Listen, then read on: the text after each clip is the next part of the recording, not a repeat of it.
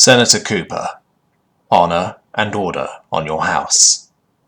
You asked me in our last discussion what it was like to be the one responsible for bringing humanity into the hierarchy, the one chosen to pay our blood debt to Drac McDougal's bloodkin and kind.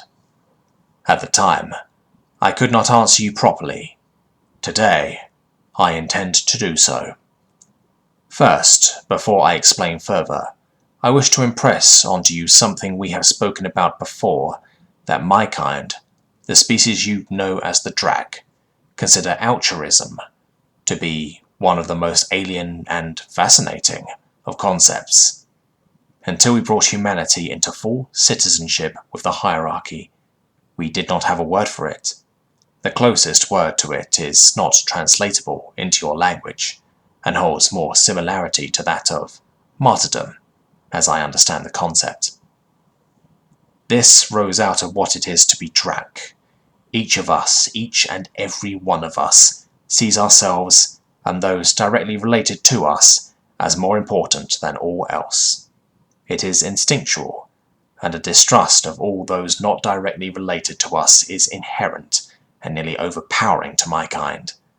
It is why we have always distanced ourselves from other species, except in the enforcement of the Pax Draconia, as humanity chose to call it, and indeed, the Drac hierarchy does maintain many similarities with the pre-industrial empire your kind derived the name from. We nearly extinguished ourselves following our own industrial revolution. Bloodline turned on bloodline. Further, we used our technology to eradicate every species on the planet that posed even the slightest threat to us. Our xenophobia and clannishness nearly cost our entire world its biosphere. When we finally realized what had happened, and that we were facing extinction if we did not change our ways, we established the hierarchy and a strict set of castes, duties, and rules of honor. This is where Drac McDougal comes into it. He was not conscripted or caste-bound to save others or protect them. He sacrificed himself when it was not his duty, when he had not been asked to do so, with equipment he knew would mean his own death or permanent harm. You must understand this was practically unprecedented. Only 4 other times in the history of the hierarchy, following first contact, has such a thing occurred. Almost every other species that has evolved has required similarly brutal or extreme methods as my species in order to control these tendencies towards clanism and xenophobia. The Goetze have a single hive mind, enforced by nanotechnological amsible implants, preventing them from seeing one another as separate individuals. The Vandals, less effectively, electronically and chemically subdue their instincts through injects and invasive surgery, controlling themselves through pure logic. Our kind uses a strict moral code and cultural brainwashing, I think one of your journalists once called it. Either way, it took us completely by surprise. Drac McDougal paid everything simply to ensure that others lived, gave up his own life for that, without a debt needing to be paid, without a duty to be fulfilled. That this was something routine for your species still makes my head ache, and it explains so much at the same time. The hierarchy, up to that point, saw you as we saw almost every other species that has not fully brought itself under control against these urges. Piracy, smuggling, criminality, intraspecies murder, rape, and antisocial activities. We thought it a wonder when we first made contact with your kind and brought you into the Pax, that you had not driven yourselves to extinction. We only gave you access to our trade and harvesting systems such as Tau Centi, because your technology at the time was frankly laughable. Fusion, please. We were past it by the time we left our solar system. It still boggles the mind how your kind continued to propel ships by fusion rocket and laser light, even after unlocking spatial jump technology. We simply brought you in out of tradition, and truthfully, to keep you from accidentally screwing up anything actually important. Then this happens. An uneducated, undisciplined ape saved one of ours, and then we never got so much as a single request for recompense for his death from your kind. It was beyond imagining. The Senate was tearing at their mandibles, trying to understand why no blood payment had been asked for. It took them 3 months to come to the conclusion that it had been a proper martyring, an act of pure selflessness. I can tell you, that made waves throughout the hierarchy. A bunch of apes, little better than animals, completely undisciplined by any genetic or artificial means, and yet they had done something completely selfless. One of my kind might do such a thing. Our code encourages it, in fact, but it does not demand such rises beyond duty, and to actually do so is rare in the extreme, and all but unheard of towards other species. Then came the Vandals in their attacks on your system, and still there was debate in the Senate on how to repay the blood debt. Something of that much weight had to be carefully considered. The fact that the issue was further muddied by the internalists, claiming that such an undisciplined and obviously insane species could not have understood what they had done, and that Drac McDougal had as likely done it out of some kind of mad fit of whim, rather than actual martyrdom, was still part on the table. It was not until the Vandals, in their decision to eradicate and enslave your kind for some imagined slight, entered your homeworld and captured 3 planets worth of orbital facilities, that the Senate finally came to the decision that it was better to be safe than sorry. I was chosen, a young fleet commander, to be given the honour of repaying our blood debt. I still remember going over the vids of Drac McDougal's sacrifice again and again, the images playing holographically in every chamber and room of the fleet as we prepared to launch, singing our war hymns in preparation for battle.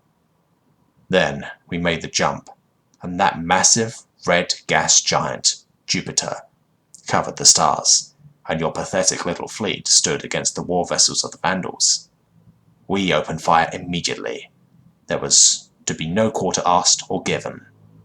The plutonium-ion beams our ships were armed with did their terrible work, obliterating their fleet. There was never any question of who the victor would be. It was simply a matter of time. After all, we were not just repaying the debt, but protecting those who we owed the debt to.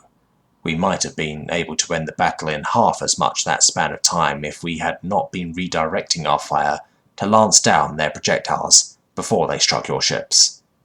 Though, even knowing your kind better now, no, especially knowing your kind better now, I am just grateful you didn't jump into the fray beyond laying down your own long-range bombardment. That would have made things much more difficult. When it ended, I had expected this to be routine. They'd know who I was talking about. Surely this Drac McDougal was famous throughout their species, someone as selfless as he was.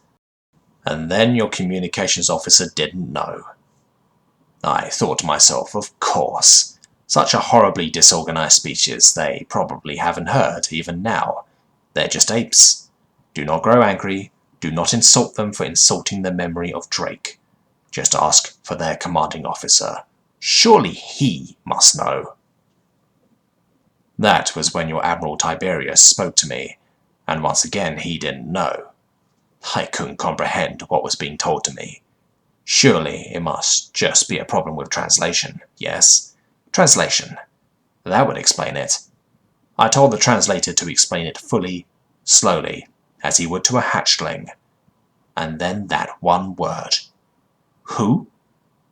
That one word sent me over the edge. I thanked the stars above that the translator system had been turned off. I was ready to demand that the fleet open fire on them. My officers might even have obeyed if they had been less level-headed. Surely, I thought, this admiral is an idiot, or a monster. He either is so uninformed that he has never heard of the great hero, Drac McDougal, or he is vile, and trying to deny that the sacrifice had ever been made. That there could be any race so debus and chaotic as to nigh such heroism made my stomach roil, and it was only the intervention of my second-in-command that prevented me from turning our poo ion projectors upon the human flagged ship and purging it. I sat through the entire diplomatic meeting, through all the news stories, awestruck. There was no way what I was watching was possible.